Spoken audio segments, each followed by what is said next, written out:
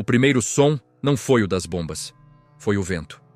Um vento seco arrastando poeira e cinzas pelas margens largas do Volga, como se a própria terra estivesse tentando apagar seus rastros antes do que viria. O céu sobre Stalingrado não anunciava uma batalha, anunciava um julgamento. As nuvens baixas não se moviam com pressa, observavam. E, sob elas, homens marchavam com a convicção errada de quem acredita que a história ainda obedece ordens. No verão de 1942, a cidade não era apenas um ponto no mapa. Era uma ideia. Um nome carregado de significado, de orgulho, de desafio. Não era escolhida apenas por sua posição estratégica, mas pelo que representava. Conquistar Stalingrado era ferir o símbolo, quebrar a espinha moral de um inimigo que já sangrava havia meses. O erro começou ali, quando a guerra deixou de ser cálculo e passou a ser obsessão. As colunas alemãs avançaram com a confiança herdada de vitórias passadas. As botas batiam em uníssono, abafadas pela poeira do sul da Rússia. Os motores roncavam como feras contidas, famintas por território. Nos mapas, setas limpas indicavam progresso. Linhas retas sugeriam controle, mas a realidade não respeita linhas. A realidade dobra, quebra, engole. Stalingrado surgia no horizonte como uma cicatriz longa às margens do rio. Fábricas, silos, prédios residenciais. Nada parecia extraordinário à distância. Ainda assim, algo naquela cidade se recusava a parecer conquistável. Não havia grandiosidade arquitetônica, não havia muralhas medievais. Apenas concreto, aço e vidas humanas presas entre eles. Isso era suficiente. Quando os primeiros bombardeiros apareceram, o ar se encheu de um som metálico, contínuo, quase hipnótico. Não era um grito. Era uma sentença.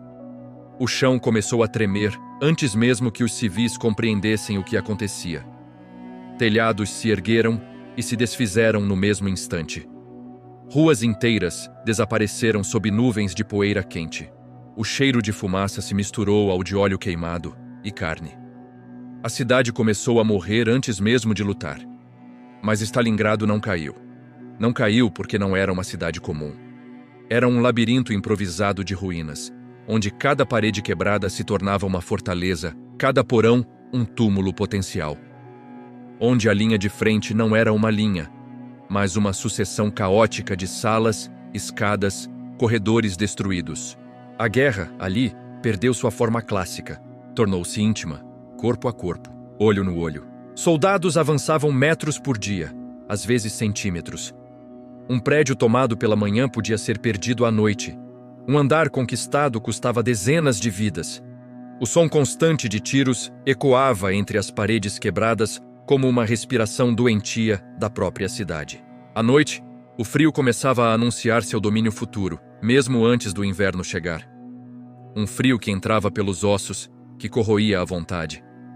Do outro lado, os defensores não falavam em vitória, falavam em tempo. Cada hora resistida era uma vitória. Cada dia ganho era uma lâmina cravada no plano inimigo. Não havia ilusões de sobrevivência garantida. Havia apenas a certeza de que recuar não era uma opção. Atrás deles, o rio. À frente, o invasor. Entre ambos, a decisão silenciosa de permanecer. A artilharia alemã reduziu bairros inteiros a escombros, mas esses escombros se tornaram aliados dos que defendiam. Tanques não conseguiam manobrar. Comunicação se perdia. Oficiais gritavam ordens que morriam no barulho das explosões. A superioridade técnica, tão decisiva em campos abertos, se tornava quase irrelevante naquele inferno vertical. E enquanto os combates se arrastavam dentro da cidade, algo maior se movia fora dela. Lento, invisível aos olhos de quem estava preso entre paredes destruídas. As forças alemãs haviam se estendido demais. Linhas de suprimento frágeis serpenteavam por centenas de quilômetros. Flancos protegidos por aliados exaustos, mal equipados, presos a promessas que não podiam cumprir. O erro não foi apenas avançar, foi insistir. Foi transformar uma operação militar em uma questão de orgulho pessoal. Foi ignorar o tempo, o clima, a exaustão dos homens. Foi acreditar que a vontade poderia substituir a logística que a coragem poderia compensar a fome. Quando o outono começou a ceder espaço ao inverno, o frio caiu como um inimigo silencioso. Não vinha em ondas explosivas, mas em um aperto constante. Armas emperravam, motores falhavam, homens dormiam e não acordavam. O gelo cobria corpos e equipamentos com a mesma indiferença. A paisagem se tornou branca, mas não pura. Era um branco sujo, manchado de sangue escuro e fuligem. Então veio o cerco. Não anunciado, não dramático à primeira vista. Apenas um fechamento gradual, como dedos se encontrando em torno de um pescoço. As rotas de suprimento foram cortadas. As promessas de reabastecimento aéreo soaram vazias no céu fechado pelo mau tempo. Caixas caíam longe demais. Aviões não retornavam. O alimento se tornou ração simbólica. A munição, um cálculo desesperado.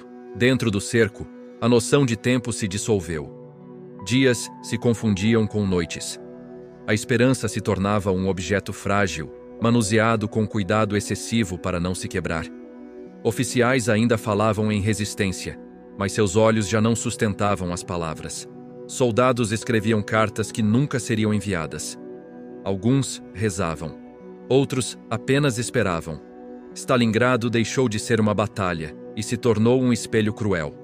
Mostrava o limite da ambição humana quando confrontada com a realidade.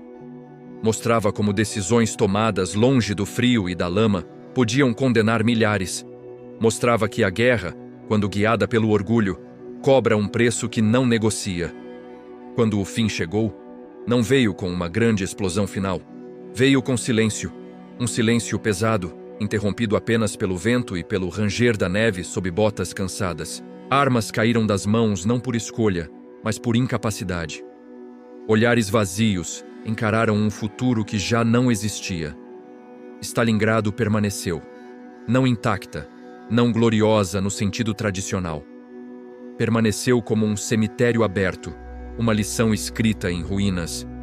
Um ponto sem retorno, não apenas para um exército, mas para a própria guerra. A partir dali, algo havia mudado de forma irreversível. E quando o vento continuou a soprar sobre o Volga, carregando ecos de tiros já silenciados, ficou claro que aquela cidade não havia sido apenas defendida. Ela havia resistido ao erro humano em sua forma mais arrogante. E essa resistência, silenciosa e brutal, ecoaria muito além de suas margens, atravessando o tempo como um aviso que poucos aprendem a ouvir.